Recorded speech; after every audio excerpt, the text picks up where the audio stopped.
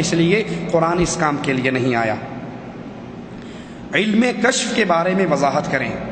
علم کشف بھائی جن کو ہوتا ہے ان سے پوچھو، ہمیں تو کبھی نہیں ہوا۔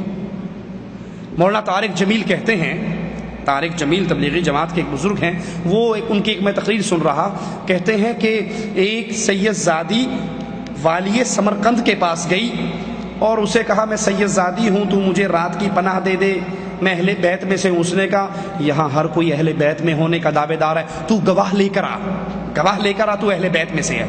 اس نے کہا رات کا اندھیرا ہے، کہاں سے گواہ لاؤں؟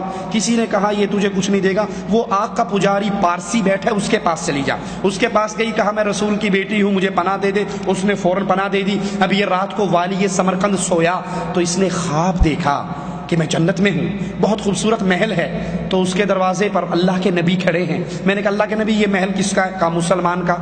میں نے کہا اللہ کے نبی میں بھی مسلمان ہوں۔ کہا تو مسلمان ہے تو گواہ لے کر آ، رات میری بیٹی تیرے پاس آئی تھی پناہ مانگنے کے لیے، تو نے کہا تھا گواہ لے کر آ، اب تو اپنے اسلام پہ گواہ لے کر آ۔ یہ ہڑبڑا کر اٹھا، کہا بہت بڑی غلطی ہوگی، باہر بھاگا، لوگوں سے کہا وہ ایک آئی تھی، کہا پارسی کے پاس گئی، صبح صبح اس کا دروازہ بجایا اور اس پارسی جب باہر آیا کہنے لگا جو منہ میں آتا ہے مانگ لے، یہ خاندان مجھے واپس کر دے۔ کہا سودا جان کر دیکھ کر کوئی واپس نہیں کرتا، جو خواب تو دیکھ رہا تھا وہی میں دیکھ رہا تھا۔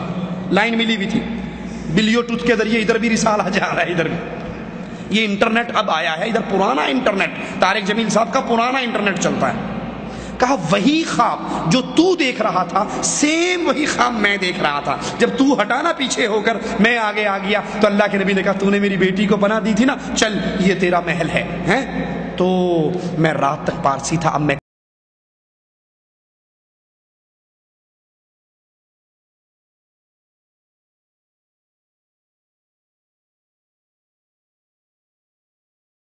وہ غیب کہیں گے تو بریلوی ماریں گے۔ کل تک ہمیں مشرک کہتے تھے، یہ کہہ کر کہ اولیاء اللہ انبیاء عالم الغیب ہوتے ہیں تو ہم پہ مشرک کا فتویٰ لگایا، تو انہوں نے نئی ٹرم نکالی ہے۔ وہ نئی ٹرم کیا ہے؟ کشف۔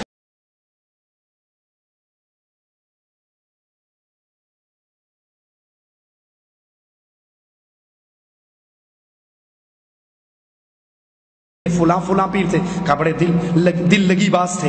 کہا کیوں؟ کہا جب میں فاتحہ پڑھ رہا تھا مجھے کشف ہوا، مجھے نیچے سے کہنے لگے چل کسی مردے پہ جا کے پڑھ، زندے پہ فاتحہ پڑھنے آ گیا، غلطی سے دبا دیا ہوگا کسی غریب نے اس کو۔ تو یہ کشف علم غیب کا دوسرا نام ہے، قبر کا کشف ہو جانا۔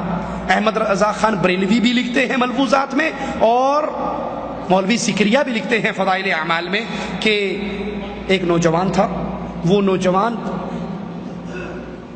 نوجوان مشہور تھا، اسے کشف ہو جاتا ہے جنت جہنم میں کیا ہو رہا ہے، ایک سیکنڈ میں پورا چینل چل جاتا ان کے سامنے۔ اچانک ایک دن بیٹھا روٹی کھا رہا، چیخ مار کے رونے لگ گیا۔ ہم نے پوچھا کیوں روتا ہے؟ کہا میری ماں جہنم میں جل رہی ہے۔ ریموٹ کا بٹن آن ہوا، جہنم کھل گئی سامنے، سیٹلائٹ سے دیکھ رہا ہے جہنم میں کیا ہو رہا ہے، رونے لگ گیا۔ ایک پیر صاحب نے 70,000 مرتبہ لا الہ الا اللہ پڑھا تھا، دل ہی دل میں بخش دیا، بلٹی کر دیا، بلٹی چھوٹ بھی گئی، ادھر وصول بھی ہو گئی، ہنسنے لگ گیا، کہا چچا میری ماں جہنم سے نکال لے گئی، جنت میں جا رہی ہے۔ تو یہ کشف جو تم اپنے پیروں کے لیے حلال کر رہے ہو، رسول اللہ کو کیوں نہ ہوا جب خیبر کے اندر ایک یہودیہ نے زہر والا کھانا لا کر دے دیا؟